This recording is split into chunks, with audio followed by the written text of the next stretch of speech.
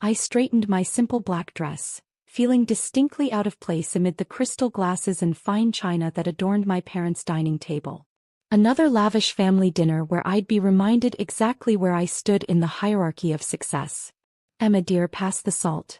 My mother's voice carried that familiar note of disappointment she'd perfected over the years. The same tone she used when telling her friends that her only daughter was still just a secretary. My brother Michael sat across from me, his custom Italian suit practically gleaming under the chandelier light. Next to him, his wife Sophia adjusted her diamond necklace while their perfect children sat quietly, already trained in the art of family superiority. "So Michael," Dad began, his chest puffing with pride, "tell us about this merger you're working on. Biggest deal of the year, isn't it?" Michael's smile widened. "Global Tech and Harrison Industries. $2 billion deal, Dad. The papers are being signed tomorrow morning." He took a slow sip of his wine, savoring not just the taste but the moment. "Of course, being chief financial officer means I'm handling all the major negotiations." "That's wonderful, darling." Mom beamed. "And Peter?" He turned to my other brother. "How's the legal department treating you?" Peter straightened his tie. "Made senior partner last month. Youngest in the firm's history." I quietly ate my salad, trying to make myself invisible. But of course that never worked in this family. "And Emma?"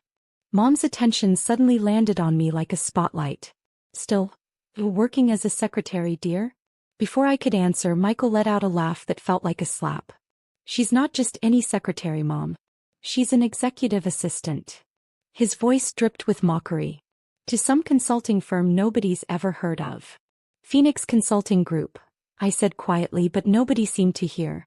"She's just a secretary," Michael continued, talking about me as if I wasn't there. "While we're all executives. But hey, someone has to make the coffee, right?" Laughter rippled around the table. Even the children smirked, already learning that Aunt Emma was the family joke. I started to speak, but Peter cut me off. "Hey, maybe you can apply at Harrison Industries after the merger. I hear they have great benefits for support staff. Though." He paused, examining me with faux concern. "You might want to upgrade your wardrobe first. That dress looks like it came from a department store." It was a $3,000 Alexander McQueen I'd bought myself after closing my first major deal, but I didn't bother correcting him. Let them think what they wanted. "I'm doing fine where I am," I said simply. "Oh honey," Mom reached across to pat my hand. "You don't have to pretend with us. We know times must be tough.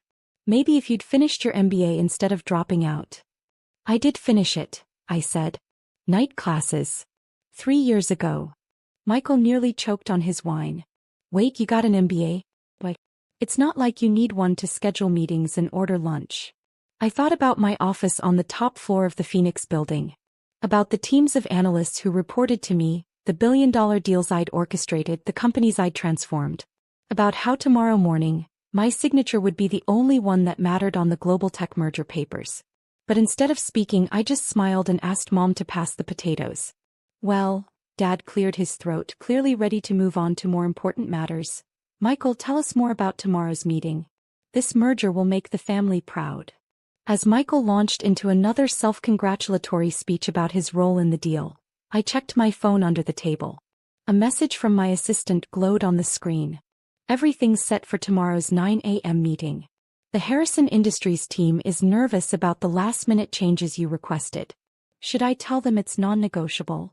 I typed a quick yes, and slipped the phone back into my pocket, hiding my smile behind my wine glass. Tomorrow would be interesting indeed. "I just hope you're not late to your little secretary job because of all this family dinner wine," Michael smirked, noticing my drink. "Those coffee runs are pretty important." If he only knew I owned the building where he was signing the papers tomorrow. That every aspect of this merger had been orchestrated by Phoenix Consulting Group. By me. But for now I just nodded demurely. "Don't worry about me, Michael. I wouldn't miss tomorrow for anything in the world." The next morning I arrived at Phoenix Consulting Group's headquarters an hour early. The sun was just rising over the city skyline, casting long shadows through the floor-to-ceiling windows of my private elevator. I smiled, remembering Michael's sneer about coffee runs. If only he knew this entire building belonged to his little secretary sister. "Good morning, Miss Phoenix," my assistant James greeted me as I stepped into my top-floor office. Only a handful of people knew that Emma Carlton, the secretary my family mocked, was actually Emma Phoenix, founder and CEO of one of the most powerful consulting firms in the country. The Harrison Industries team arrived early, James continued. They're quite nervous about the changes you demanded to the merger terms. I nodded, setting my briefcase down on my desk. And my family? Your brother Michael is in the main conference room, trying to convince our junior associates to let him speak directly with the CEO. James couldn't hide his smirk. He's been quite insistent. I'm sure he has. I pulled out a small mirror, checking my appearance. Gone was the intentionally understated dress from last night. Today I wore a perfectly tailored Chanel suit, Louboutin heels, and the diamond earrings I'd bought myself after my first billion-dollar deal. How long has he been waiting? 20 minutes. He's mentioned his CFO title approximately 12 times. I took a slow sip of my coffee, premium Brazilian roast, not the cheap break room stuff Michael probably imagined I served. Let's make it 30. Sometimes a little humility is the best teacher. While I waited, I reviewed the final merger documents. The terms were brutal but fair. Global Tech, the company Michael thought he was acquiring, was actually one of my shell corporations. Once the papers were signed, Harrison Industries would become a subsidiary of Phoenix Consulting Group. Michael wouldn't just be losing his CFO position. He'd be working for his little sister. At precisely 9 a.m. I gathered my files and headed to the conference room. Through the glass walls I could see Michael pacing, his perfect suit already showing signs of stress. Peter sat nearby, frantically flipping through legal documents, probably trying to figure out how they'd missed Phoenix Consulting Group's quiet acquisition of Global Tech. I paused outside the door, remembering all the family dinners where they'd talked over me, all the snide comments about my career, all the times they'd made me feel small. This wasn't about revenge. It was about respect. The CEO will see you now, James announced, opening the door. Michael spun around, ready to unleash his executive authority. The words died on his lips as I walked in. Emma. Peter dropped his pen. What are you doing here? This is a private meeting. I walked calmly to the head of the table, setting my files down with practiced precision. Good morning, gentlemen. Shall we begin? Begin? Emma, you need to leave. This is an executive-level meeting. Michael's face had turned red. Go get your boss some coffee or whatever it is you do. I sat down, folding my hands on the table. I am the boss, Michael. Emma Phoenix, founder and CEO of Phoenix Consulting Group. But you know me better as just a secretary. The silence that followed was absolute. Michael's mouth opened and closed like a fish out of water. Peter had gone pale, probably remembering every condescending comment he'd ever made. This is impossible, Michael finally sputtered. You're lying. Where's the real CEO? I nodded to James, who started the presentation screens. My credentials, company ownership documents, and financial records filled the walls. 10 years of building an empire while my family thought I was fetching coffee.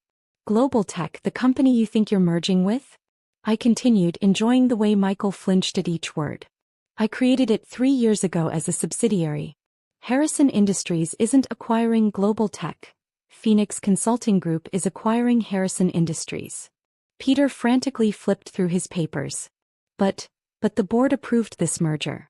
They approved a merger with Global Tech, yes. Did anyone bother to check who actually owned Global Tech? I pulled out the final contract. Your due diligence was sloppy, brothers. Perhaps because you were too busy mocking my career to pay attention to who was really pulling the strings. Michael stood up so quickly his chair toppled over. I'll fight this. The board won't stand for it. Dad won't. Dad's already signed off on it. I cut him off, sliding over another document. Our father's signature was at the bottom, dated 2 weeks ago. He just doesn't know it yet. You see, Phoenix Consulting Group has owned a controlling interest in Harrison Industries for months. We've been quietly buying shares through various shells while you were busy bragging at family dinners. Why? Peter's voice was barely a whisper. Why go to all this trouble? I leaned back in my chair, remembering every dismissive comment, every family gathering where they'd treated me like I was nothing. Because you needed to learn that titles don't define competence. That treating people as beneath you because of their job title says more about you than them. So what now? Michael had collapsed back into his chair, his arrogance deflated. You're firing us? No, I smiled. That would be too easy. You're both staying on with reduced roles and new supervisors. Young, ambitious people who started in support staff positions. People you would have dismissed as just secretaries. I stood up, smoothing my jacket. The merger papers need to be signed by noon. I suggest you take some time to read them carefully, especially the parts about your new positions. James will show you to a smaller conference room. I believe the coffee maker there is still working in case you need to practice your new skills. As I walked out, Peter called after me. Emma, wait. Does Mom know? Does anyone in the family know? I paused at the door. They will soon. I believe Mom's planning another family dinner this Sunday. I think I'll attend after all. I just bought a new dress for the occasion. From a department store, of course. The rest of the day passed in a blur of signatures and legal formalities. By 5 p.m., Harrison Industries was officially part of Phoenix Consulting Group. I sat in my office watching the sunset paint the city gold, when James brought in an urgent message. Your mother called the office directly, he said. Apparently your brothers missed the regular family dinner. She's quite concerned. I checked my watch, 7 p.m. Michael and Peter were probably still sitting in their offices, trying to process how their secretary sister had outmaneuvered them. Should I have told them? I wondered aloud. About all those nights taking MBA classes while they thought I was working late? About starting Phoenix from my tiny apartment, building it client by client while they mocked my little secretary job? James shook his head. They wouldn't have believed you anyway. Some people can only learn through experience. My phone buzzed, a text from Mom. Emma dear, are you coming to Sunday dinner? Michael and Peter aren't answering their phones. Did something happen at work? I typed back, don't worry Mom. They're just adjusting to some corporate changes. And yes, I'll be there Sunday. In fact, I have some exciting news to share. Oh wonderful, she replied immediately. Did you finally get a promotion? I smiled, looking around my corner office with its view of the city I'd quietly conquered. Something like that, Mom. Something like that. The next morning, the business papers announced the merger. Phoenix Consulting Group acquires Harrison Industries in surprise move. The article included a photo of me, Emma Phoenix, CO, signing the final papers. I had it framed and sent to my parents' house along with a note. Looking forward to Sunday dinner. Don't worry about the wine. I'll bring something from my private collection.